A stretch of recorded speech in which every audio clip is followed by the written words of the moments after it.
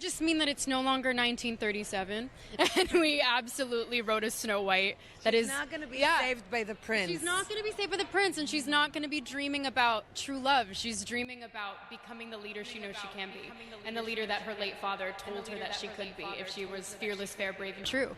And so it's just a really incredible story for, I think, young people everywhere. I was scared of the original cartoon. I think I watched it once and then I never picked it up again.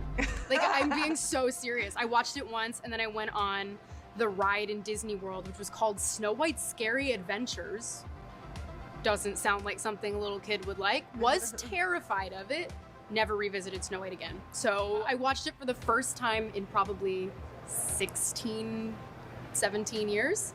When I was doing this film. The original cartoon came out in 1937, and very evidently so.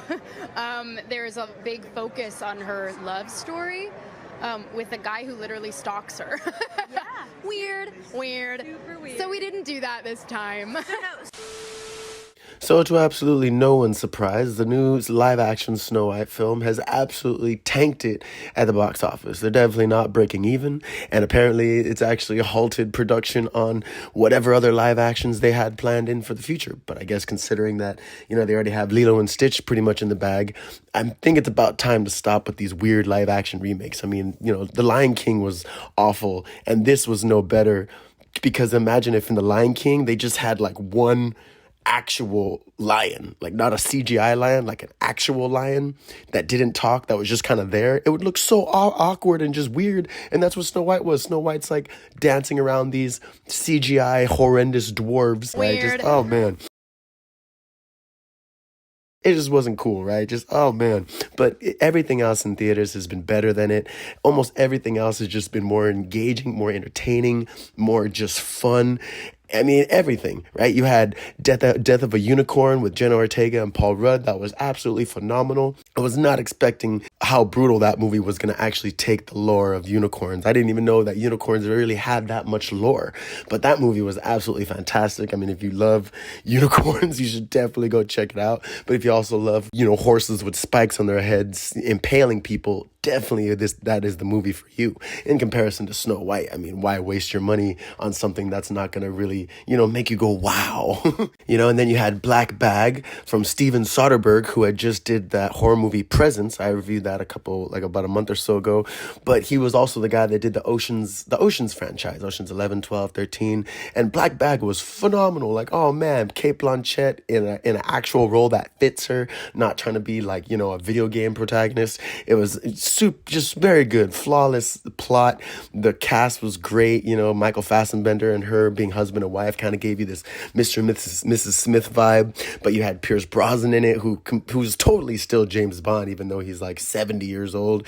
And Jean-Pierre, Regé-Jean Piège, I forget, the black dude from like Downton Abbey or whatever the fuck. Like, that dude is pretty cool. I don't really want him to be James Bond. I'd rather it be like Idris Elba personally. But in this film of espionage and spy tactics, he was an awesome fit for that type of film.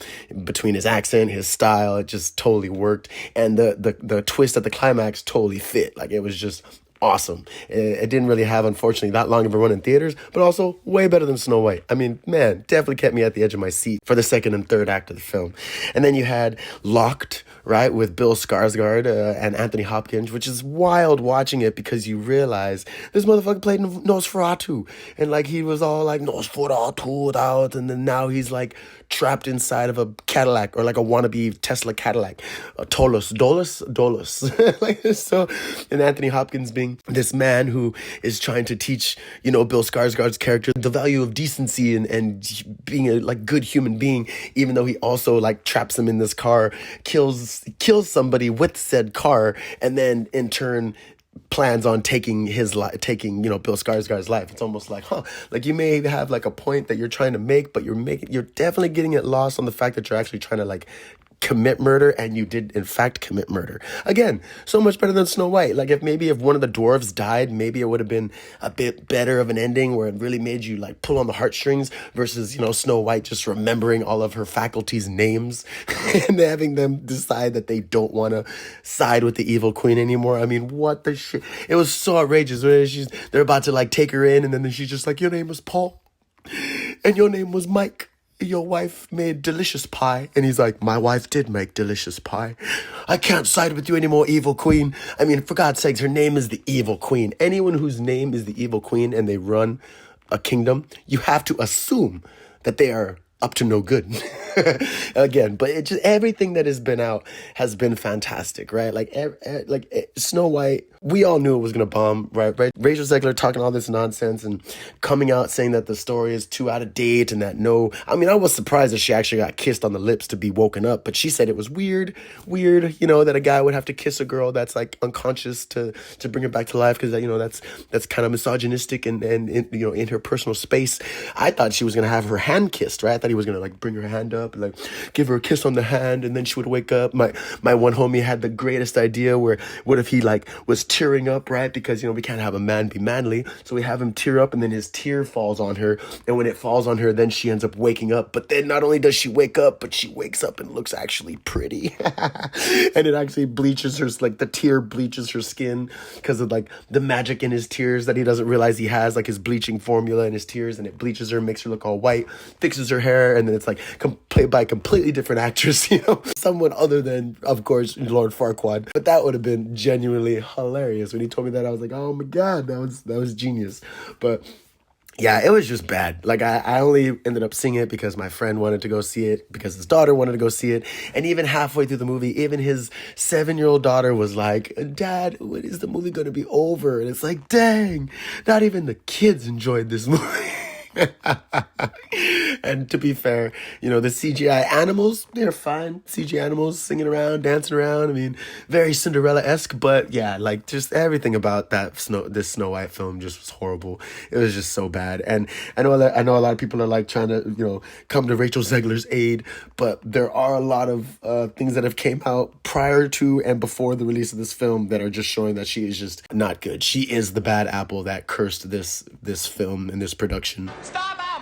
On the 26th of March, one of the producer's kids unloaded on Zegler on Instagram. Your dad flew to New York City to reprimand a young actress? Any word on this? Cause that's creepy as hell and uncalled for. People have the right to free speech. No shame on your father. You really want to do this? Yeah, my dad, the producer of an enormous piece of Disney IP with hundreds of $1 million on the line, had to leave his family to fly across the country to reprimand his 20-year-old employee for dragging her personal politics in the middle of promoting the movie, for which she signed a multi-million-dollar contract to get paid and do publicity for. This is called adult responsibilities and accountability, and her actions clearly hurt the film's box office. Free speech does not mean you're allowed to say whatever you want in your private employment without repercussions. Tens of thousands of people worked on that film, and she hijacked the conversation for her own immature desire to risk all of the colleagues and crew and blue-collar workers who depend on that movie to be successful. Narcissism is not something to be coddled or encouraged. It's sad we have a generation of women on Instagram so stunted. The very idea of another woman being held accountable for her actions by one of her employers is weird and creepy. What a stupid time to be alive. And Gal Gadot, like, she was pretty bad. Her singing was also very bad. But again, everything else in theaters right now and before this film was way better than Snow White. So I'm sorry, Disney. Hopefully you learned your lesson.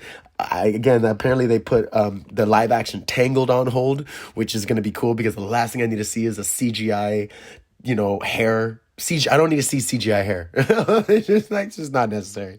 So I guess now we have to just wait for How to Tame Your Dragon and the Lilo and Stitch live action films. And I guess we'll see how those go. But they will probably be way better than Snow White was, And again, maybe if they would have casted someone other than Rachel Zegler in it, maybe it would have been better. But if it was done exactly the same way, I mean, there's not that much that could have been saved. Anyway, this has been Ghost in the Craig. Thanks so much for tuning in. Like, share, and subscribe. And, I'll catch you guys on the next one, which will definitely be Steamboat Willie. Oh!